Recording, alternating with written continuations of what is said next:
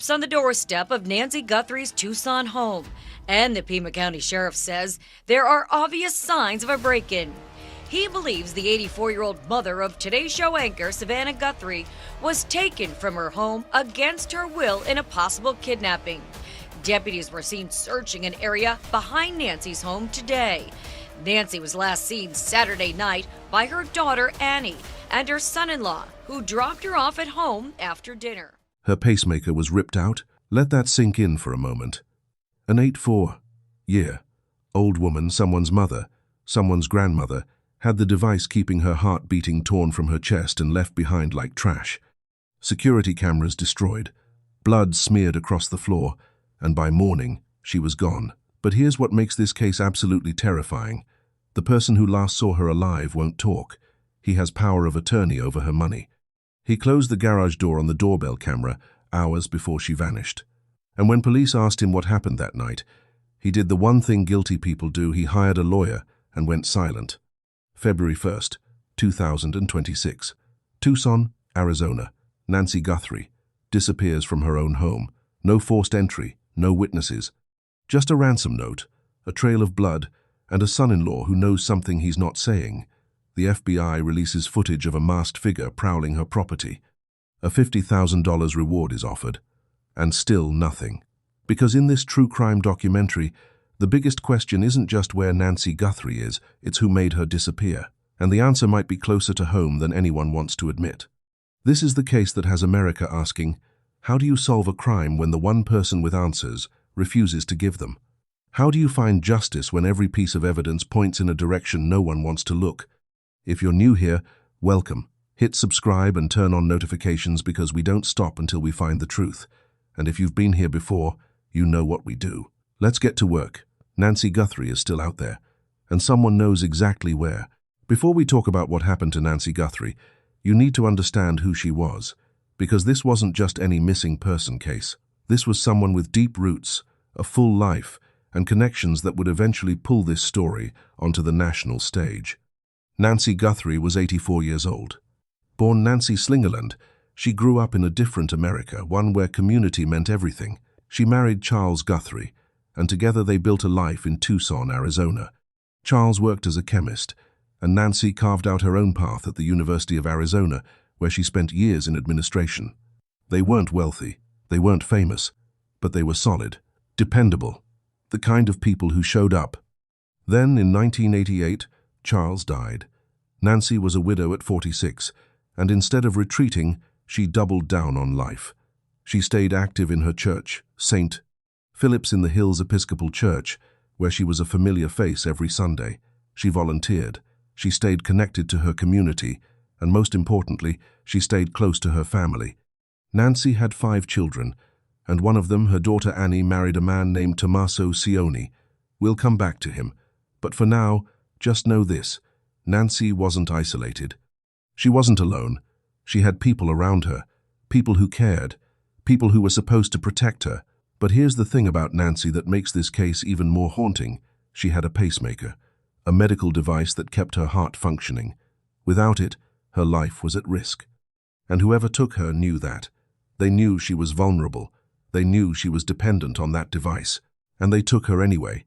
By early 2026, Nancy was living in her Tucson home, the same home she'd been in for decades. She was aging, yes, but she was still independent, still going to church, still seeing family. Her son-in-law, Tommaso, had power of attorney over her finances, a common arrangement for elderly parents who need help managing their affairs. On paper, everything looked normal, but beneath the surface, something was brewing. Something that would explode into one of the most baffling disappearances in recent memory. Because on the night of February 1st, 2026, Nancy Guthrie would vanish from her own home, and the life she'd spent 84 years building would become a crime scene. So let's talk about the days leading up to that night, because the clues were already there. We just didn't know to look for them yet. January 28th, 2026. 3 days before Nancy Guthrie disappears, something unusual happens.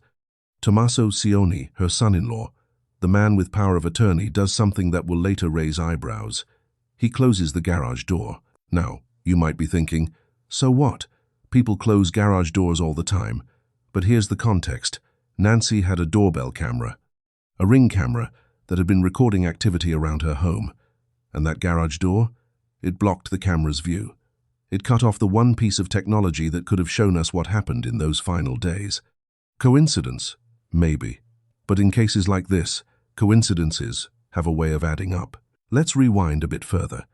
In the days leading up to February 1st, Nancy's routine was predictable. She went to church on Sundays. She stayed in touch with family. She moved slowly, carefully, because at 84, with a pacemaker keeping her alive, every day required caution. Her family checked in on her. Tommaso, who lived nearby with Nancy's daughter Annie, was a regular presence in her life. He helped with finances, with errands, with the kinds of things adult children do for aging parents. But here's where the story gets murky. According to reports, Tommaso had been managing Nancy's affairs for some time. He had access to her accounts. He had legal authority to make decisions on her behalf. And while that's not inherently suspicious, millions of families have similar arrangements. It becomes relevant when you consider what happens next. January 31st, 2026, the day before Nancy vanishes. She's seen going about her normal routine. There's no indication of distress, no calls for help, no signs that anything is wrong.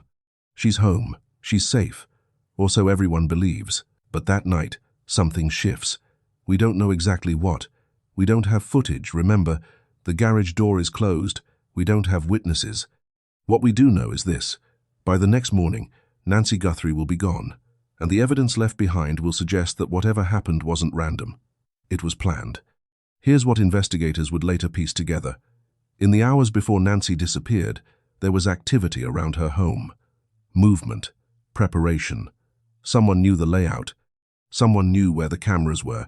Someone knew Nancy's vulnerabilities, her age, her pacemaker, her routine. This wasn't a crime of opportunity. This was calculated. And Tommaso? He was the last person to see her alive. Now, let's be clear, being the last person to see someone doesn't make you guilty, but it does make you a critical witness. It means you have information that no one else has. And in this case, that information could be the difference between finding Nancy Guthrie and losing her forever. But when investigators came knocking, asking Tommaso to walk them through those final hours, to help them understand what Nancy's state of mind was, where she might have gone, who might have wanted to harm her, he didn't cooperate. He didn't sit down for an interview. He didn't offer theories or insights. He hired a lawyer, and he stopped talking. So now we're left with questions. What happened in those final days? What did Tommaso see? What did he know? And why? When an 84-year-old woman with a pacemaker goes missing, would the one person who could help choose silence? Let's move to the night everything changed. February 1st, 2026. This is the night Nancy Guthrie's life changes forever, and depending on who you ask, it's either the night she was taken or the night someone made her disappear. Here's what we know happened that evening. Tommaso Cioni orders an Uber. The destination? Nancy's house. He arrives sometime in the evening hours. Reports suggest around 7 or 8 p.m., though the exact time has never been publicly confirmed. He's there for what he later describes as a routine visit. Dinner, checking in, the kind of thing family does. But here's where the story starts to fracture, because what happens inside that house during those hours is known only to two people, Tommaso and Nancy, and only one of them can tell us what happened. The other is missing. According to the timeline pieced together by investigators, Tommaso spends several hours at Nancy's home. They have dinner together. They talk. Everything seems normal.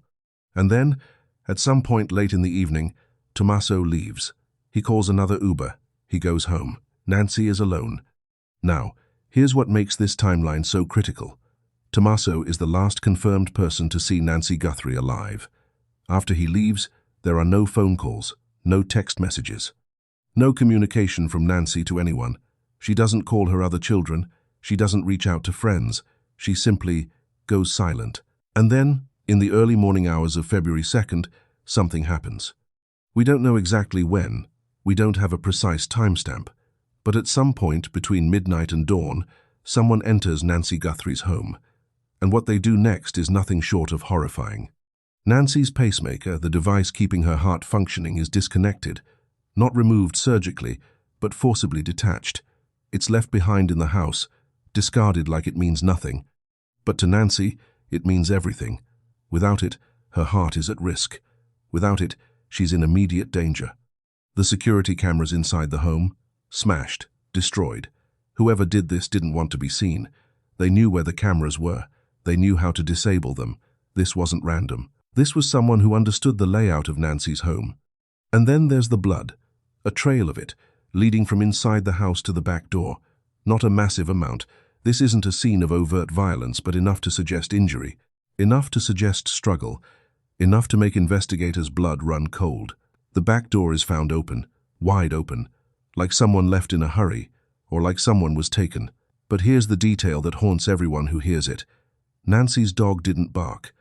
This is an elderly woman's companion, an animal that would typically alert to strangers, to danger, to anything unusual. But that night, silence, which suggests one of two things. Either the dog knew the intruder, or the intruder knew how to keep the dog quiet. By morning, Nancy Guthrie is gone. Her pacemaker is on the floor, her cameras are destroyed, her blood is on the walls, and the only person who can account for the hours leading up to this nightmare is Tommaso Cioni. When family members try to reach Nancy the next day, there's no answer. Calls go to voicemail, texts go unread, and when someone finally goes to check on her, when they walk into that house and see the scene waiting for them, the reality hits like a freight train. Nancy isn't just missing, she's been taken, and whoever did this wanted to make sure she couldn't be tracked, couldn't call for help, couldn't survive long without medical intervention. The clock is ticking, and every hour that passes makes the chances of finding Nancy alive slimmer and slimmer. So the question becomes, who did this, and why?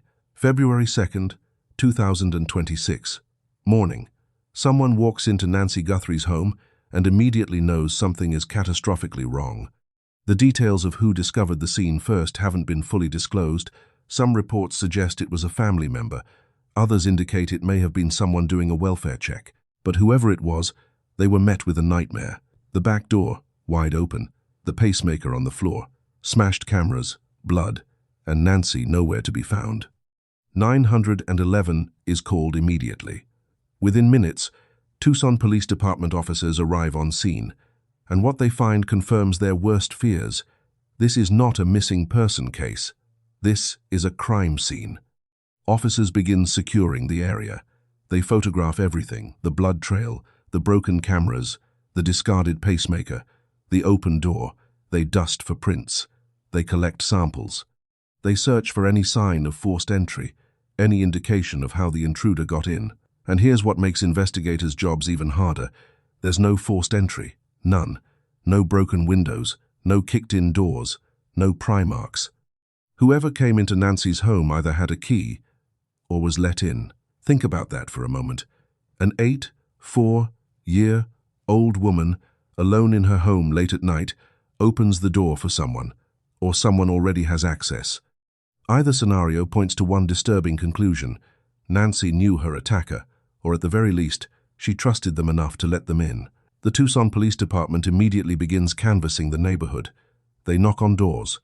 They ask if anyone saw anything unusual the night before: strange cars, unfamiliar people, anything out of the ordinary. But this is a quiet residential area. People go to bed early, and if something happened in the dead of night, most neighbors were asleep. Still, investigators press on. They pull security footage from nearby homes, hoping someone else's camera caught something Nancy's destroyed cameras didn't. They start building a timeline. They start asking the hard questions, and one of those questions leads them straight to Tommaso Cioni. Because here's what investigators know. Tommaso was the last person to see Nancy. He was at her home the night before she vanished. He had access to her house. He had power of attorney over her finances. And now, Nancy is gone, and there's evidence of a violent struggle. So police reach out. They want to talk. They want Tommaso to come in, to walk them through that night, to help them understand what Nancy's state of mind was, whether she mentioned feeling unsafe, whether anything seemed off. But Tommaso doesn't come in. He doesn't sit down for an interview. Instead, he does something that sends shockwaves through the investigation. He hires a criminal defense attorney, and he stops talking. Let's talk about Tommaso Cioni, because whether you believe he's guilty or innocent, There's no denying that he's at the center of this case. Tommaso is 63 years old. He's an academic, a teacher, a scholar, someone who's spent his life in education. He's Italian-born, well-spoken, and by all accounts, intelligent. He married Nancy's daughter, Annie Guthrie, and became part of the family. He wasn't a stranger. He wasn't some outsider who drifted into Nancy's life. He was her son-in-law, someone she trusted. And that's what makes this so chilling. Tommaso had power of attorney over Nancy's finances. That means he had legal authority to access her bank accounts, manage her assets, make financial decisions on her behalf. Again, this isn't unusual. Many families set up these arrangements to help aging parents. But it also means Tommaso had access. He had control. And in cases like this, access and control matter. Here's what investigators start piecing together in the days after Nancy's disappearance. Tommaso was at Nancy's home on the night of February 1st. He arrived via Uber. He spent several hours there. And then he left also via Uber. Those Uber records become critical because they establish a timeline. They show when Tommaso arrived and when he left. But here's the problem. They don't show what happened in between. When police try to interview Tommaso, he declines. He doesn't refuse outright. He's not hostile or combative. He simply says he's been advised by his attorney not to speak. And legally, that's his right. You don't have to talk to police. You don't have to answer questions. Invoking your right to an attorney doesn't make you guilty. But it does make you look guilty, especially when an 84-year-old woman is missing and you're the last person who saw her. Public opinion starts to shift. Online sleuths begin digging into Tommaso's background. They find his academic credentials, his teaching history, his marriage to Annie. They start asking questions. Why won't he talk? What is he hiding? If he's innocent, why not just cooperate? But here's where we need to pump the brakes. Because as suspicious as Tommaso's silence looks, silence doesn't equal guilt. There are plenty of reasons someone might lawyer up in a situation like this. Fear of being railroaded, fear of misspeaking, fear of becoming the scapegoat.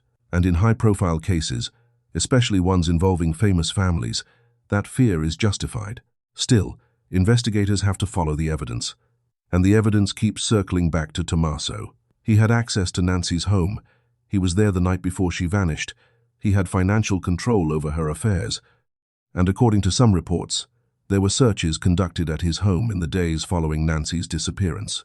Police executed a search warrant. They went through his property, looking for anything that might connect him to Nancy's disappearance, clothing, evidence, anything that might tell them where she is. What they found has never been publicly disclosed, but the fact that they searched at all tells you everything you need to know about where the investigation was headed. Tommaso Cioni was a person of interest, and in the court of public opinion, he was already being tried. But here's the thing about person of interest versus suspect. One is formal, the other is speculation. Police never officially named Tommaso as a suspect. They never arrested him. They never charged him. And to this day, he has not been accused of any crime related to Nancy Guthrie's disappearance. So where does that leave us? With a man who won't talk, a missing woman who can't, and a family caught in the middle, desperate for answers. Because while investigators focus on Tommaso, the clock is still ticking, and Nancy Guthrie is still out there, somewhere. Just when investigators think they have a handle on this case, everything changes. Because on February 2nd, the same day Nancy's disappearance is discovered, a ransom note appears. Not one, 3. Let that sink in. 3 separate ransom notes, all demanding payment in Bitcoin, all claiming to have Nancy Guthrie, all threatening her life if the demands aren't met. Here's what makes this so bizarre. Ransom notes are rare in cases like this. Most abductions, especially those involving elderly victims, don't include ransom demands. They're crimes of passion, crimes of opportunity, or in the worst cases, crimes meant to cover up something else. But ransom? That suggests a different motive entirely. That suggests someone wants money, not just to harm Nancy. The notes are specific. They demand Bitcoin untraceable, digital currency that can be transferred anonymously. They set deadlines. They threaten consequences if the family doesn't comply. And they're written in a way that suggests the author knows Nancy, knows her family, knows how to apply pressure. But here's where it gets even stranger. Investigators aren't sure the notes are real. Why? Because the details don't add up. The language is off, the demands are inconsistent, and most importantly, there's no proof of life. In legitimate kidnapping cases, abductors typically provide evidence that the victim is alive, a photo, a video, a recording of their voice, something to prove they actually have the person they claim to have. These notes? Nothing. No proof. No evidence. Just threats and demands. So, investigators are faced with a dilemma. Do they treat this as a legitimate ransom situation and follow the demands? Or do they assume the notes are a smokescreen, a distraction meant to throw them off the real trail? They choose the latter. And here's why. The evidence at Nancy's home doesn't match a ransom scenario. The smashed cameras, the disconnected pacemaker, the blood trail, those are signs of violence, not negotiation. Kidnappers who want money typically keep their victims alive and healthy. They don't rip out pacemakers. They don't leave blood trails. They don't destroy evidence. Unless the ransom notes are fake. Unless someone is trying to make this look like a kidnapping when it's really something else. And that's the theory investigators start to pursue. They analyze the notes, the handwriting, the language, the delivery method. They try to trace the Bitcoin wallet addresses. They look for any connection between the notes and known suspects. And then, in a twist that sounds like something out of a crime thriller, someone is arrested in connection with the ransom notes, but not for kidnapping, for impersonation, for fraud. Turns out, the person who sent the notes didn't have Nancy. They were trying to exploit a tragedy for financial gain. They saw a high-profile missing person case, saw an opportunity, and tried to cash in. It's disgusting, it's despicable, but it's also a dead end. Because while investigators are chasing down fake ransom notes, the real question remains unanswered. Where is Nancy Guthrie? The notes were a distraction, a cruel, calculated distraction. And while police were busy unraveling that mess, precious time was slipping away. So they refocus. They go back to the evidence, back to the crime scene, back to the one person who might actually know what happened. Back to Tommaso Cioni. February 2026. Weeks into the investigation, the FBI does something that changes the entire trajectory of this case. They release footage. Doorbell camera footage from Nancy Guthrie's home, and what it shows is absolutely chilling. A figure, masked, gloved, moving through the darkness with deliberate, calculated precision. This isn't someone stumbling around. This isn't someone panicking. This is someone who knows exactly what they're doing. The footage is grainy. Doorbell cameras aren't designed for cinematic clarity, but it's clear enough to see the basics. The figure is wearing dark clothing. A mask covers their face. Gloves conceal their hands. They move toward Nancy's home, toward the door, toward the cameras. And then the footage cuts out. Because remember, Nancy's cameras were smashed, destroyed. Whoever this person is, they knew the cameras were there. They knew they needed to be disabled. And they did it. But here's the critical detail. The FBI recovered this footage from the doorbell camera itself. Even though the camera was damaged, the data was still there. And that data gives investigators their first real visual of a suspect. The problem? You can't identify someone from this footage. The mask, the gloves, the darkness, it all works to conceal identity. You can't tell if it's a man or a woman. You can't see hair color, eye color, distinguishing features. You can't even definitively determine height or build because of the camera angle, but you can see intent. You can see planning. You can see someone who came prepared. The FBI releases the footage to the public, hoping someone will recognize something, a gait, a posture, a piece of clothing. They're hoping someone saw this person in the neighborhood that night. They're hoping this will generate tips, leads, anything that might move the investigation forward. And it does. The tip line lights up. People call in with theories, with sightings, with suspicions, but most of it leads nowhere, because without a clear image, without identifying features, it's nearly impossible to connect this footage to a specific person. Still, the footage tells investigators something crucial. This was premeditated. Whoever took Nancy Guthrie didn't just show up on a whim. They planned this. They prepared. They knew what they were doing. And that brings us back to the central question. Who had that level of access? Who knew Nancy's home well enough to know where the cameras were? Who had the opportunity to plan something like this? The answer keeps pointing in the same direction, and investigators know it. But knowing and proving are two very different things, And without a confession, without physical evidence directly linking someone to the crime, they're stuck. The doorbell camera footage becomes a key piece of evidence. It's shown on news broadcasts. It's analyzed by experts. It's dissected frame by online sleuths. Everyone is looking for that one detail, that one clue that will crack this case wide open. But so far, it hasn't come. Nancy Guthrie is still missing. The masked figure is still unidentified, and the investigation is still searching for answers. February 10th, 2026, 9 days after Nancy Guthrie vanished. And finally, there's movement in the case. Tommaso Cioni is detained. Not arrested, detained. There's a difference, and it matters. An arrest means charges. Detention means questioning. It means investigators have enough to bring someone in, but not enough to formally accuse them of a crime. Here's how it happens. Tommaso is pulled over during a traffic stop in Rio Rico, Arizona, a small community near the Mexican border, about 60 miles south of Tucson. He's driving. He's alone. And when officers run his information, flags go up. Because by this point, Tommaso Cioni is a name every law enforcement officer in Arizona knows. He's taken into custody, not in handcuffs, not in a dramatic takedown, but he's brought in for questioning. And for the first time since Nancy disappeared, investigators have Tommaso in a room where he can't just walk away. But here's the thing, he still doesn't talk. His attorney is present. And under legal advice, Tommaso continues to exercise his Fifth Amendment right to remain silent. He doesn't answer questions about the night Nancy disappeared. He doesn't provide alibis. He doesn't offer theories. He sits there, silent, while investigators try every angle they can think of to get him to talk. And it doesn't work. After several hours, Tommaso is released. No charges, no arrest. Just released. Because without evidence, without something concrete that ties him to Nancy's disappearance, police can't hold him. But the detention tells us something important. Investigators believe Tommaso knows what happened. They believe he's involved. They just can't prove it yet. Now, here's where things get even more complicated.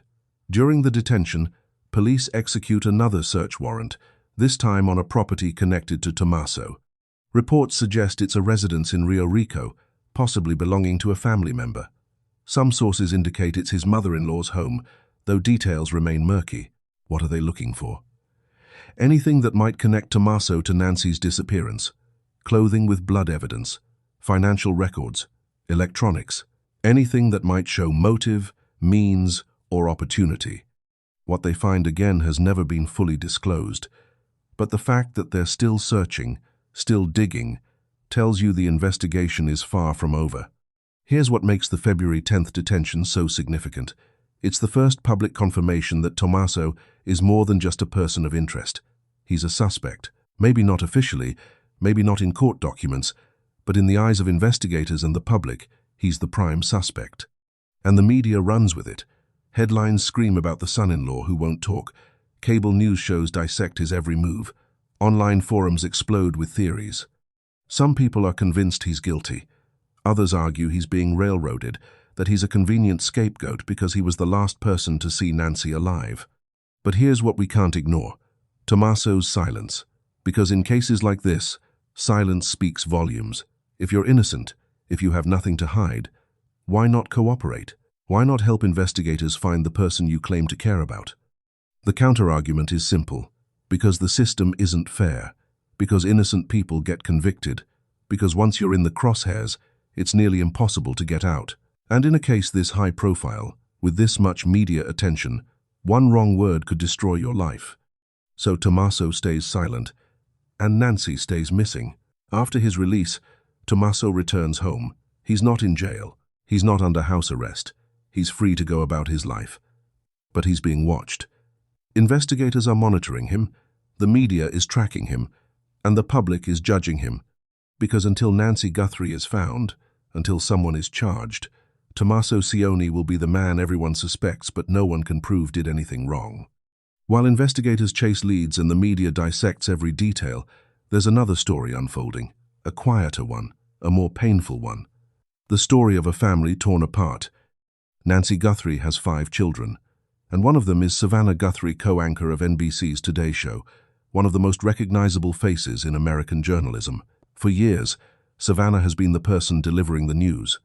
Now, she's living it. On February 3rd, 2026, just 2 days after her mother's disappearance, Savannah steps in front of a camera. But this time, she's not reading a teleprompter. She's not interviewing a guest. She's pleading for her mother's life. The video is raw, emotional. You can see the exhaustion in her eyes, the fear in her voice. She's not a journalist in this moment. She's a daughter, and she's terrified. "Please," she says, her voice breaking. "If you have any information about my mother, if you know where she is, if you've seen anything, please come forward. She needs her medication. She needs her pacemaker. She needs help." It's the kind of plea that cuts through the noise. The kind that reminds you this isn't just a true crime story. This is someone's mother, someone's grandmother, someone's life. Savannah takes a leave of absence from the Today Show. She suspends her duties, steps away from the spotlight, and focuses entirely on finding her mother.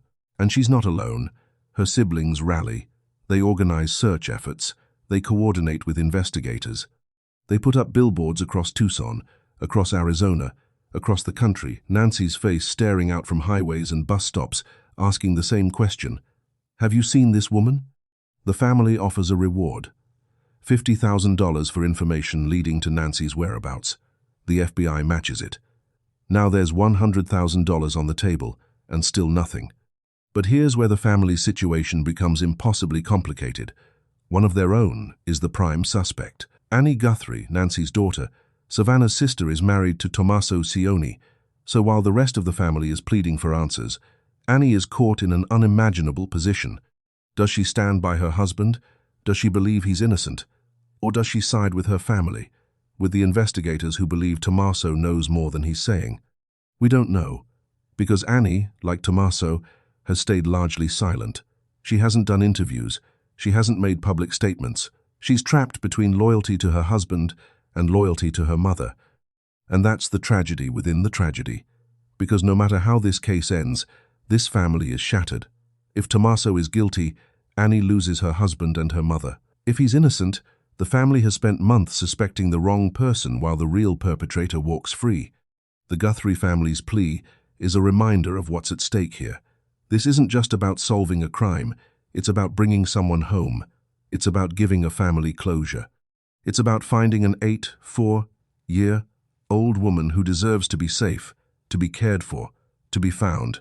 But as the days turn into weeks, as February bleeds into March, hope starts to fade. Because the longer Nancy is missing, the less likely it is that she's still alive. And that's the reality no one wants to face. Nancy Guthrie's disappearance isn't just a local story. It's not even just a national story. It becomes a political one. Because when the mother of one of America's most prominent journalists goes missing, people in power pay attention.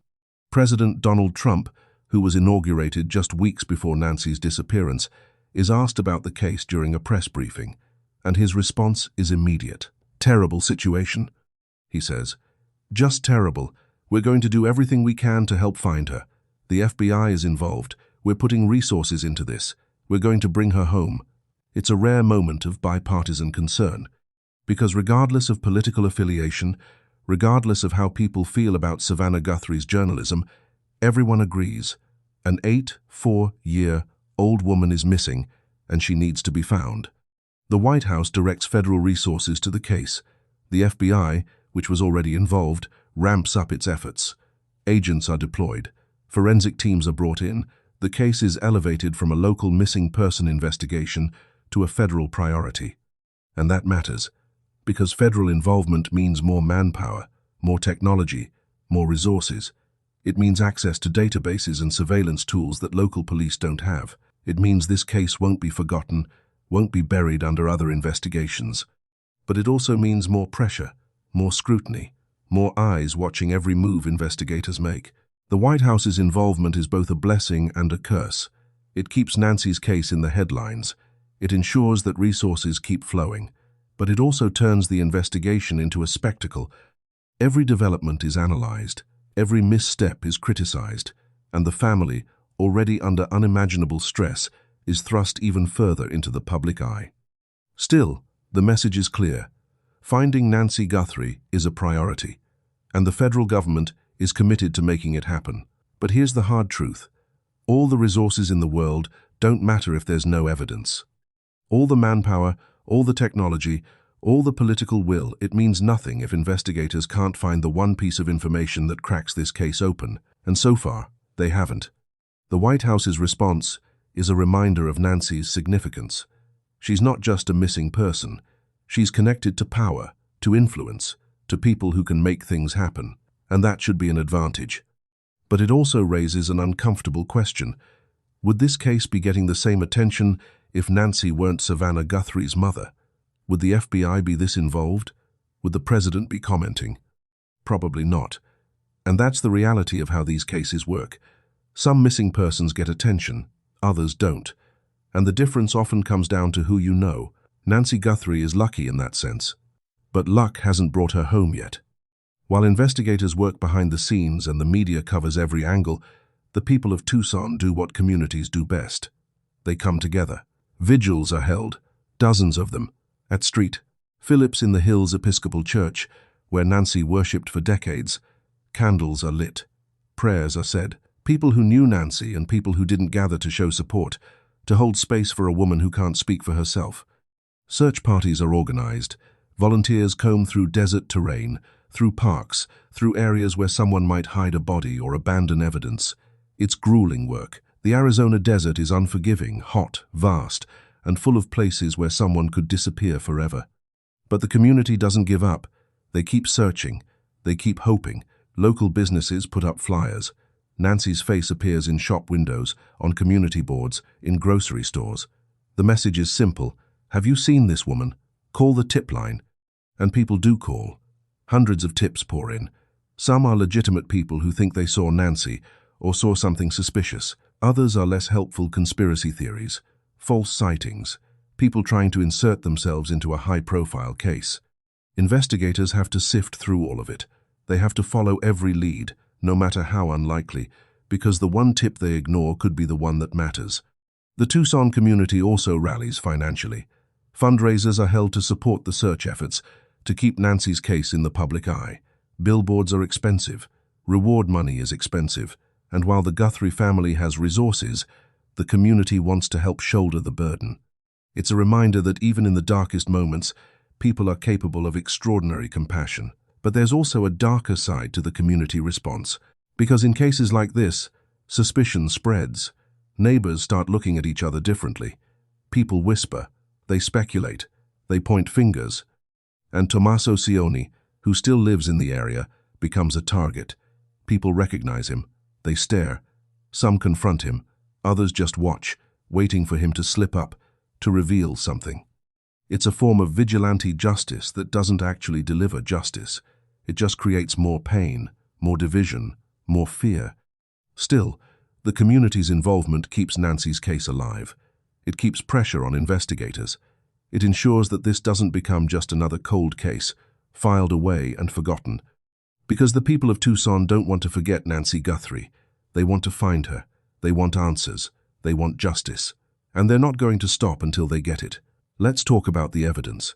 Because the more you look at this case, the more things don't make sense. Start with the pacemaker. Nancy's pacemaker was disconnected and left behind.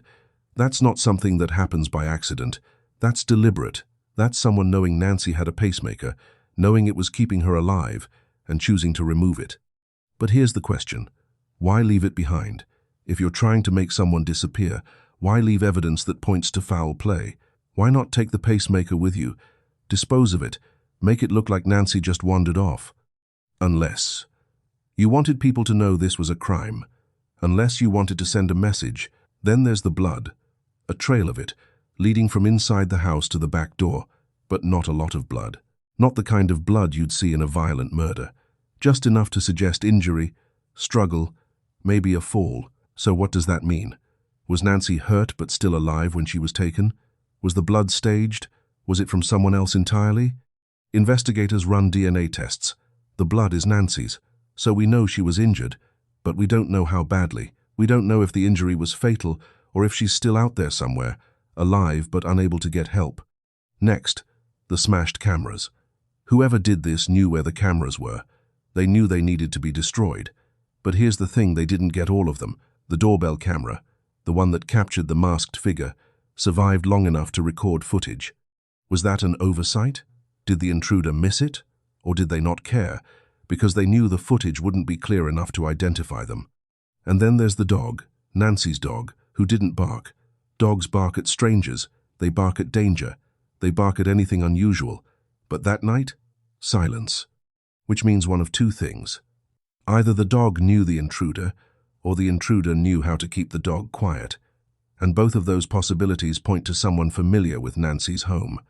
Now let's talk about the ransom notes. 3 of them, all demanding Bitcoin, all threatening Nancy's life. But investigators don't believe they're real. They think they're a distraction. So who sent them? Someone trying to exploit the case for money? Or someone trying to throw investigators off the real trail? The person arrested for sending the notes wasn't connected to Nancy's disappearance.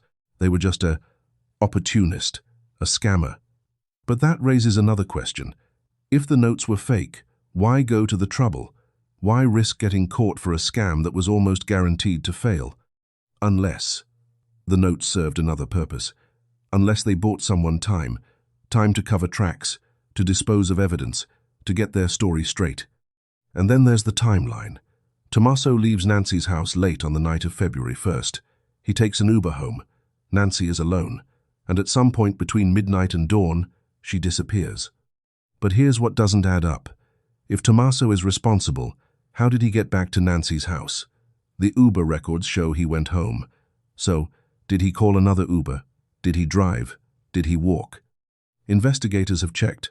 There's no record of Tommaso returning to Nancy's home that night. No Uber, no Lyft, no taxi.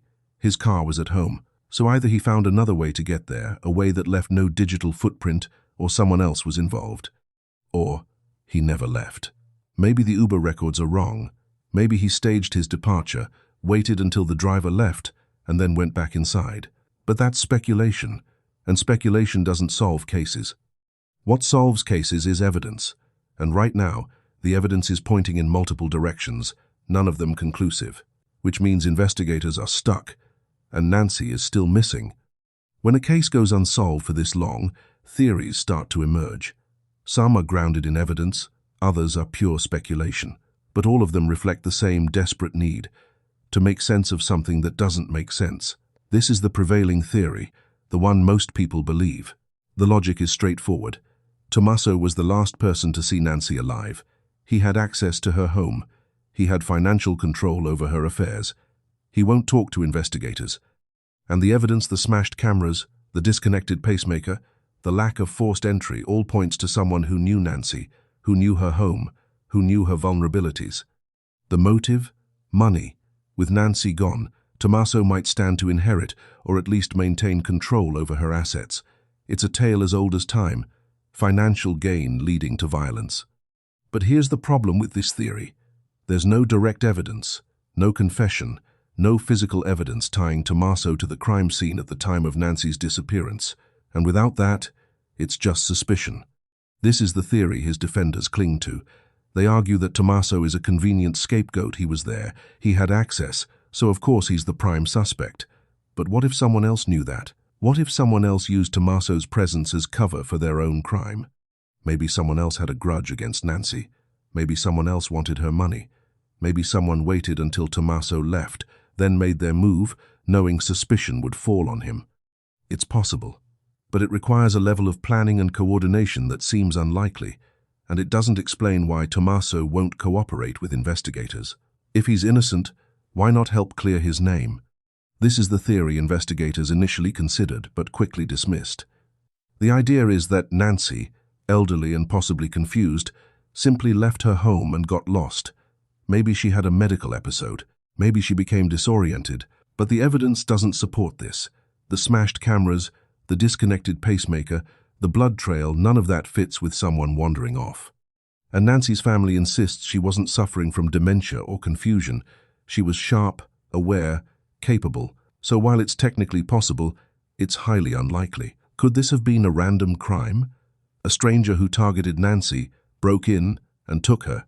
The problem with this theory is the lack of forced entry. Whoever came into Nancy's home either had a key or was let in. That doesn't fit with a random stranger. And the level of planning the smashed cameras, the knowledge of Nancy's pacemaker suggests someone who knew her. Still, it's not impossible.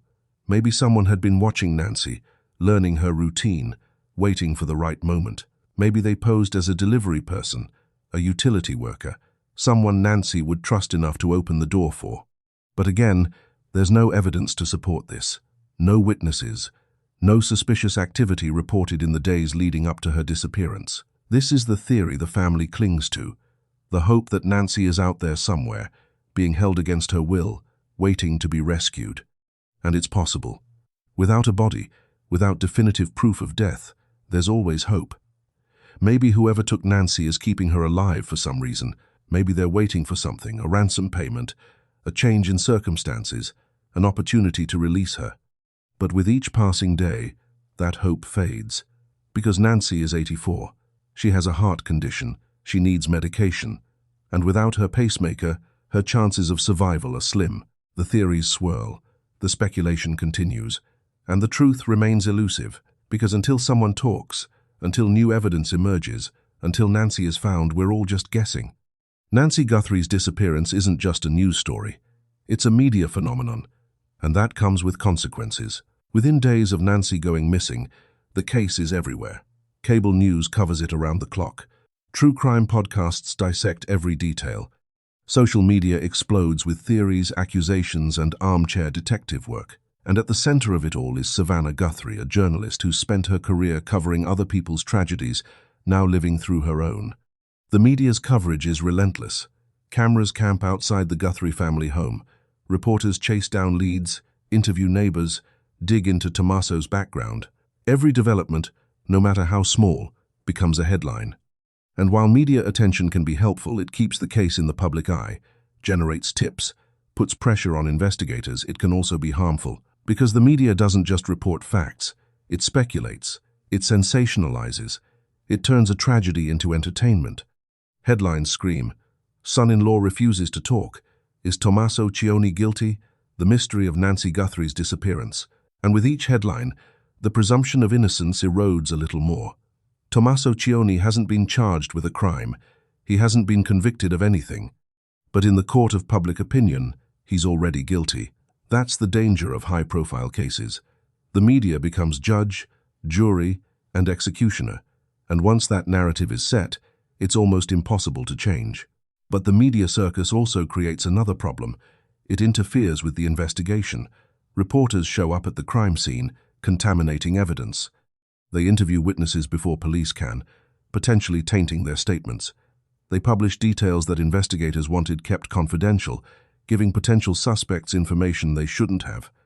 It's a delicate balance. Investigators need the media to keep the case alive, to generate tips, to keep pressure on suspects. But they also need the media to back off, to let them do their jobs without interference.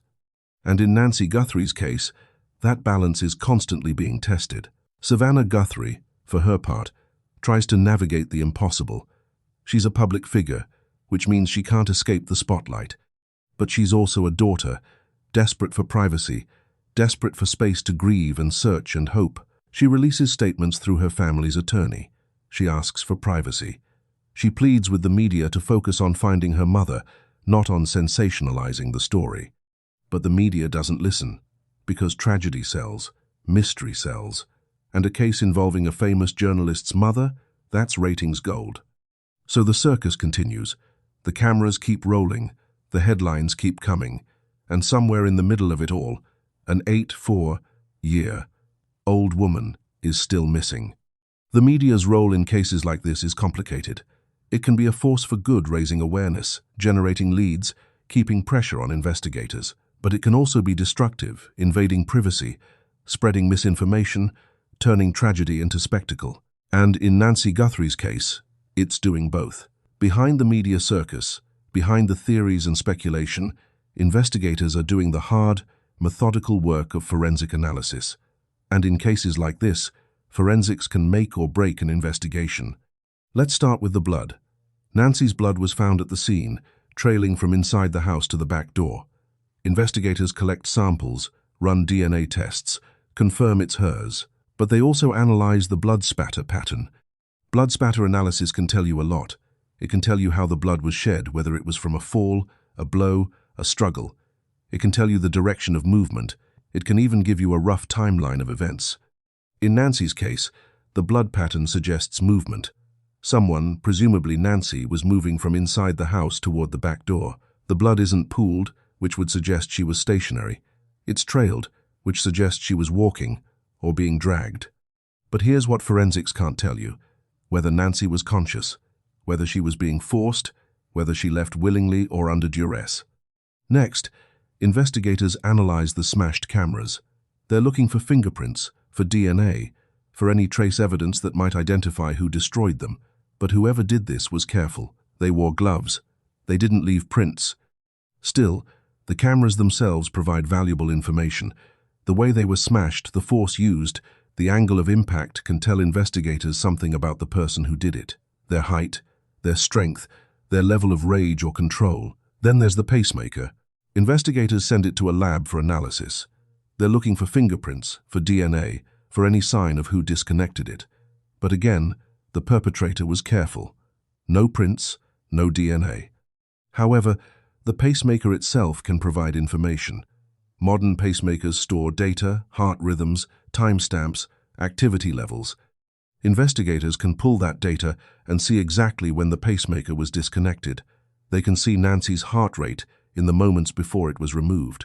They can see if she was under stress, if her heart was racing, if she was in distress. And that data becomes a critical piece of the timeline. It tells investigators the exact moment Nancy's life was put in immediate danger. Investigators also analyze the doorbell camera footage frame by frame. They're looking for anything that might identify the masked figure, a logo on clothing, a distinctive gait, a visible tattoo or scar. They use enhancement software to try to clear up the grainy image.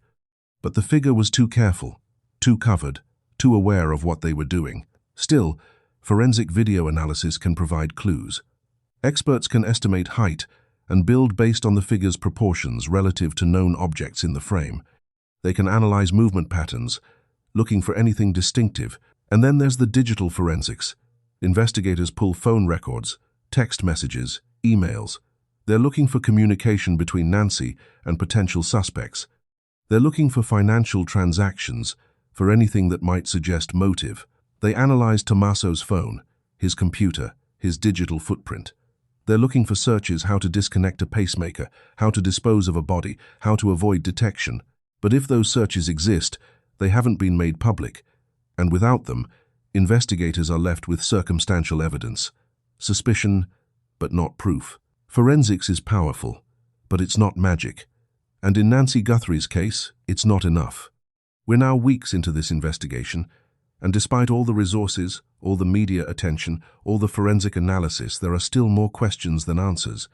This is the most important question, and it's still unanswered. Is she alive? Is she being held somewhere? Or is she deceased, her body hidden in the vast Arizona desert? Without a body, without a confirmed sighting, without any concrete evidence of her whereabouts, investigators are working blind. We know Tommaso was at Nancy's home on the night of February 1st. We know he left via Uber. We know that at some point after he left, Nancy disappeared. But what happened in between? Did someone else come to the house? Did Tommaso return? Did Nancy leave on her own? The timeline has gaps, and those gaps are where the truth is hiding. This is the question that haunts everyone following this case. If Tommaso is innocent, why not cooperate? Why not help investigators find Nancy? His silence is his legal right. But it's also deeply suspicious. And until he talks, suspicion will continue to follow him. We know someone was arrested for sending fake ransom notes. But were they working alone? Were they connected to Nancy's disappearance in some other way? Or were they just an opportunist? And if the notes were fake, why send them? What purpose did they serve? The FBI released footage of a masked figure, but who is it? Is it Tommaso? Is it someone else? Is it even connected to Nancy's disappearance, or is it from a different night entirely? Without a clear identification, the footage raises more questions than it answers. If this was a crime and all evidence suggests it was, what was the motive? Money? Revenge? Silencing Nancy for some reason? Understanding motive is key to solving any crime. But in this case, the motive remains unclear. Investigators don't share everything with the public. They hold back details that only the perpetrator would know, details that can be used to verify confessions or eliminate false leads. So is there evidence we haven't seen? Evidence that points definitively to a suspect? Or is the investigation truly as stalled as it appears? This is the question no one wants to ask, but everyone is thinking. Because the longer Nancy is missing, the colder the case gets. Memories fade, evidence degrades, witnesses move on. And without a breakthrough, a confession, a body, a new piece of evidence, this case could join the thousands of unsolved missing person cases that haunt families for generations. These are the questions that keep investigators up at night. These are the questions that torment Nancy's family. These are the questions that true crime followers obsess over. And until they're answered, Nancy Guthrie's disappearance will remain one of the most baffling mysteries of 2026. So where does the investigation go from here? As of now, Nancy Guthrie is still missing. Tommaso Cioni has not been charged with any crime. The case remains open, active, and unsolved. But investigations don't stop just because there's no immediate breakthrough. Detectives continue to follow leads. They re-interview witnesses. They re-examine evidence. They wait for that one piece of information that changes everything. Here's what we can expect moving forward. Continued surveillance.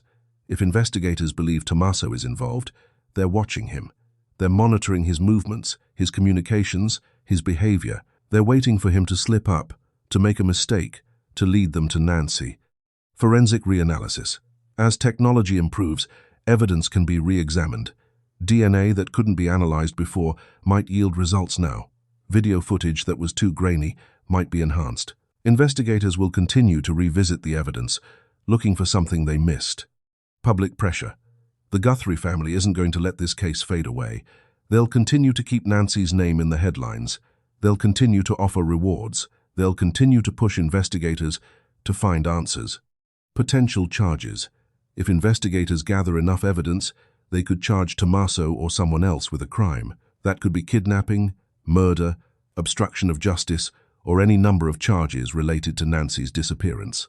But charging someone requires evidence, and right now, that evidence is circumstantial at best. A break in the case. Sometimes, cases are solved by unexpected breakthroughs. A witness comes forward years later, a deathbed confession, a piece of evidence that was overlooked. It's rare, but it happens, and Nancy's family is holding on to that hope. Cold case status.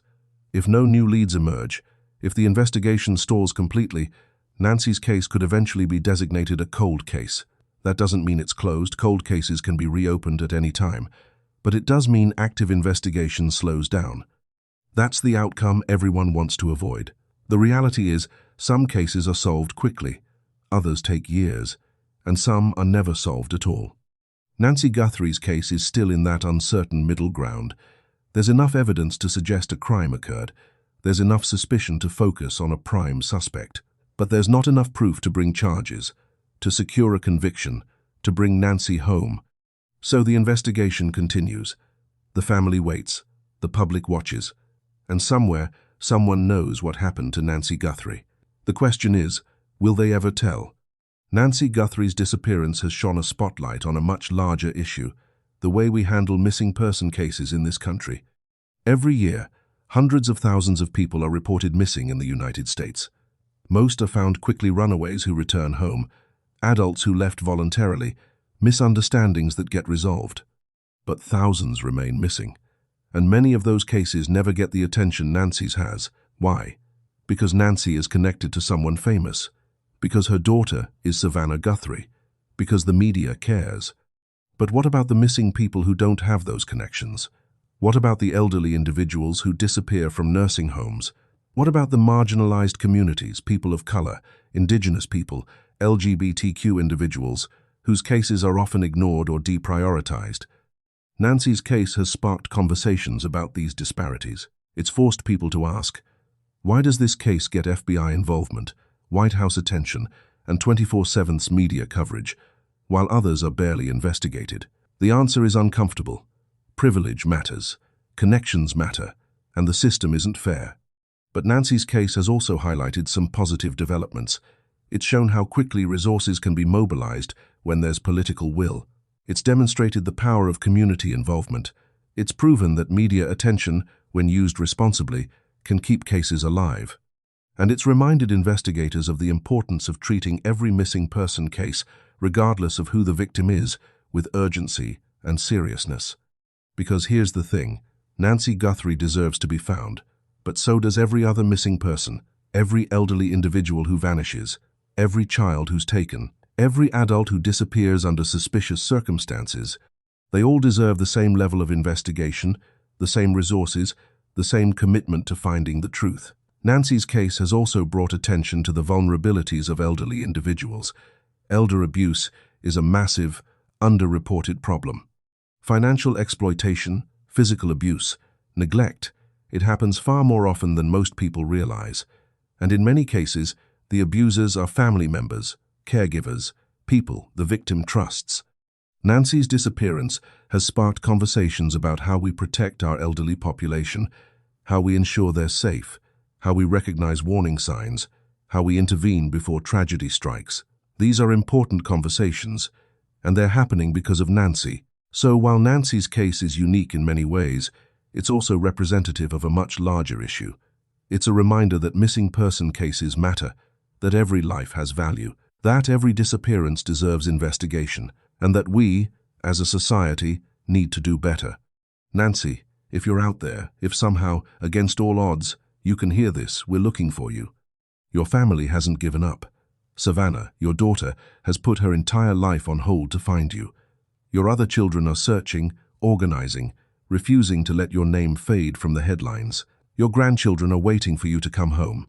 The community you served for decades, the church you attended, the university where you worked, the neighbors who knew you, they're all looking for you. They're holding vigils. They're putting up flyers. They're keeping your memory alive. Law enforcement hasn't given up. The Tucson Police Department, the FBI, investigators across Arizona, they're still working your case. They're still following leads. They're still searching. And the public people who never met you, who only know you through this tragedy, they're invested in finding you. They're sharing your story. They're calling in tips. They're refusing to let your case go cold. You matter, Nancy. Your life matters. And we're not going to stop until we bring you home. If someone is holding you, if you're unable to reach out for help, know that people are looking. Know that resources are being poured into finding you. Know that you haven't been forgotten. And if the worst has happened, if you're no longer with us, we're still going to find you. We're still going to bring you home. We're still going to make sure you get the dignity and respect you deserve. Because you're not just a case number. You're not just a headline. You're a mother, a grandmother, a member of a community, a woman who lived 84 years, who built a life, who mattered to people. And you still matter. Nancy Guthrie, we're looking for you, and we're not going to stop. Nancy Guthrie disappeared on February 1st, 2026, and as of today, she's still missing. This case has everything: a high-profile family, a prime suspect who won't talk, evidence that doesn't quite add up, and a community desperate for answers. But at its core, it's about one thing: finding an 84-year-old woman who deserves to be safe. We've covered a lot in this documentary. We've looked at Nancy's life, the events leading up to her disappearance, the investigation, the theories, the unanswered questions.